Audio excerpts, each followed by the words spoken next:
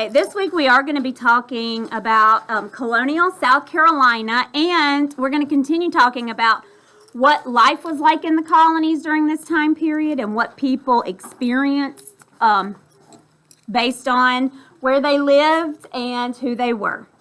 All right, South Carolina did not become a state for many years after it was settled. During these years, it was a colony. South Carolina was an English colony because England settled the land. South Carolina was home to a diverse population. Rich plantation owners lived a fancy life in Charlestown, while enslaved Africans living without freedom worked on the plantations. In the upcountry, then called the backcountry, settlers lived simple lives on small farms. American Indians living in the backcountry worried about settlers taking their land. Settlers in the backcountry had many concerns, which included getting in conflict with American Indians. But conflict with the American Indians was not the only concern in the backcountry. So what was the relationship like between the American Indians and the colonists? What was the relationship like? What do you think? I'm not real sure. Let's think about it. So, the American Indians were worried about settlers taking their land. Settlers were concerned about getting in conflict with the Native Americans. I would suggest highlighting it. So, what does that tell you? What was their relationship like? Were they happy and friendly? No. Did they have respect for each other? No. Did they educate each other? No. Were they afraid of each other? Yes. So, Native people and colonists were afraid of each other.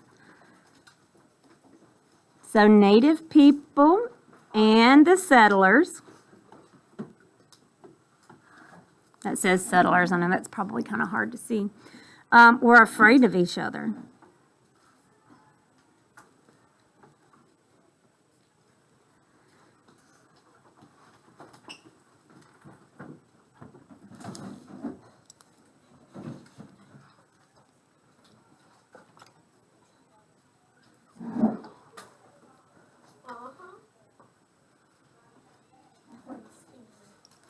In those days, living in the backcountry could be dangerous. The only police officers, courts, or jails were far away in Charlestown. No one in the backcountry was punished when he or she broke the law. The backcountry asked for help, but the government in Charlestown ignored them for many years. Finally, Charlestown's government decided to create a circuit court, or a court that traveled to different towns. The traveling judge and lawyers settled problems in the backcountry to keep order in South Carolina. All right. We also took a look at the differences that the white settlers lived in.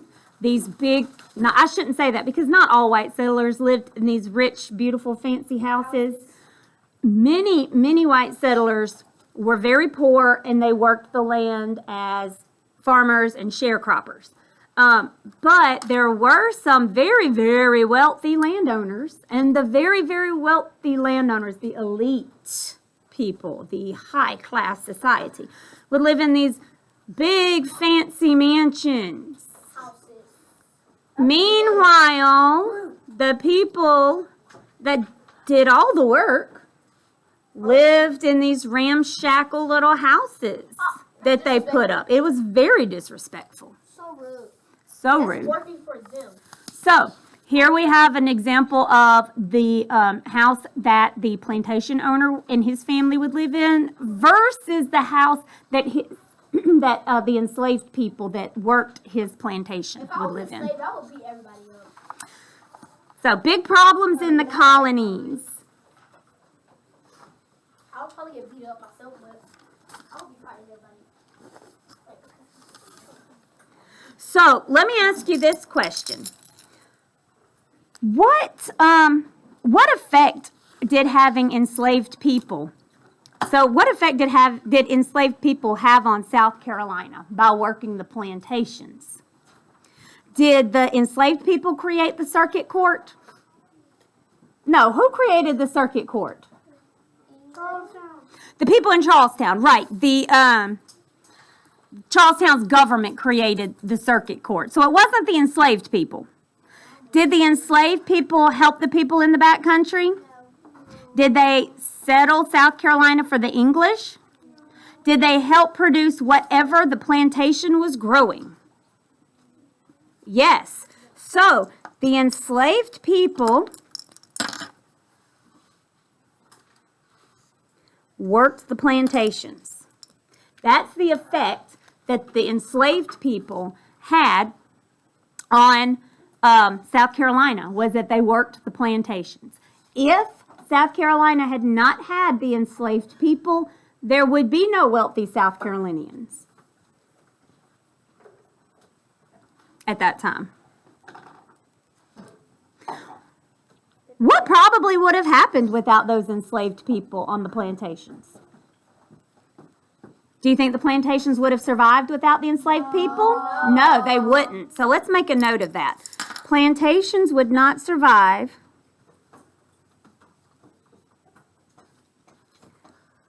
I can't see. I'm sorry. Is that better? Yes. I got a W-O-U. Oh, yeah. Would not survive without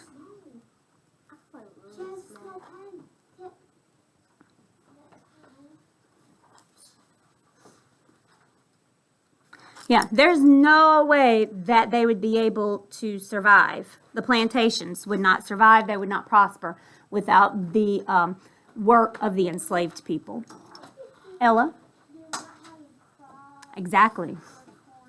Yes. And you remember we talked about how tobacco was a really big cash crop, and it took a ton of people. Yes, it took so much land and so many people to tend the tobacco plants. All right, we're going to read about... Sorry! Y'all are killing me. I'm sorry. I'm sorry. That's your fault. That's really fast, girl.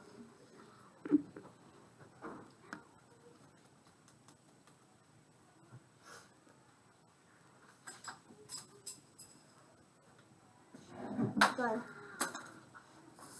All right, big problems in the colonies. In the 1770s, colonists had a big problem. England. England was the big problem. Ever since the English settled South Carolina and other colonies, they belonged to England. For about 100 years, England made rules and laws for the colonies from far across the ocean. Most colonists thought the laws were unfair because the colonies were not allowed to vote on any of the laws. Although the colonists agreed that England was a problem, they could not agree on how to solve it.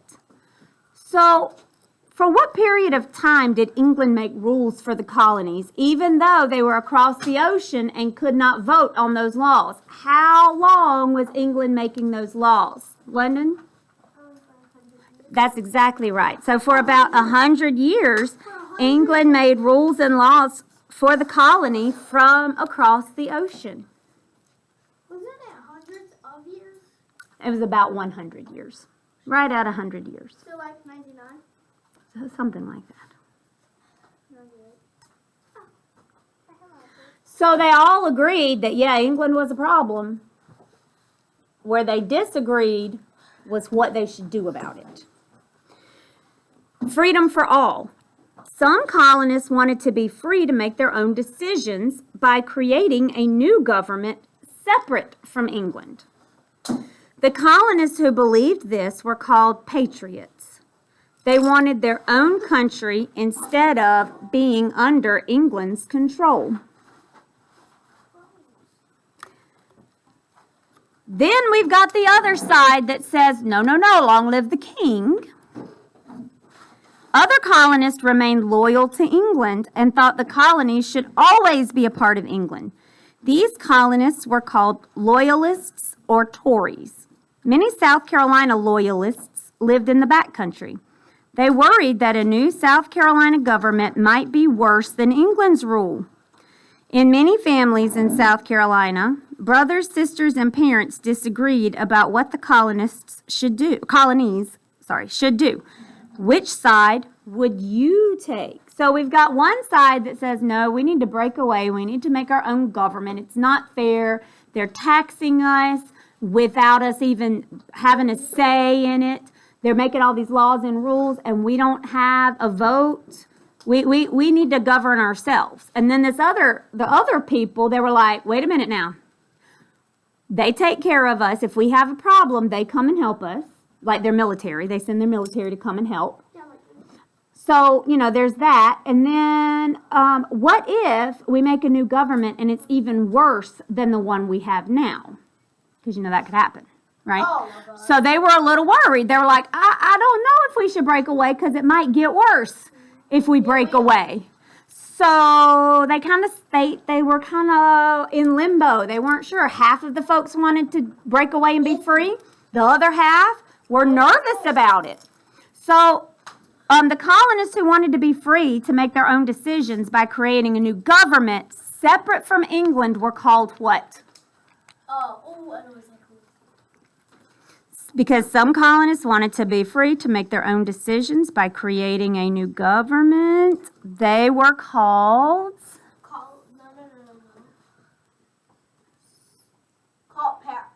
Patriots. Yeah. Patriots.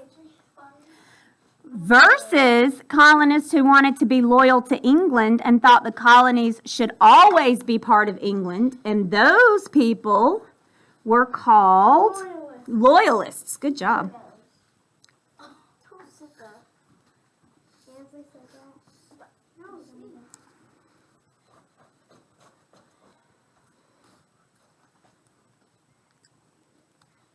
So what do you think you would do? Would you want to break away and form your new country, or would you want to stay where you knew it was kind of safe? Break away. Break away? Break away. I say break away. Someone told me to bring my crop. Hey, can never be too risky. Be way too risky and punch people. All right, tomorrow we are going to read about let's see, what are we going to We're going to read about not indigo. That'll be the next day. Tomorrow, please don't start talking. It's kind of rude. Tomorrow we're going to talk about different lives during the colonial times and freedom from the king. So you can take this, we can put this away, put it in the social studies section of your binder so that you don't lose it.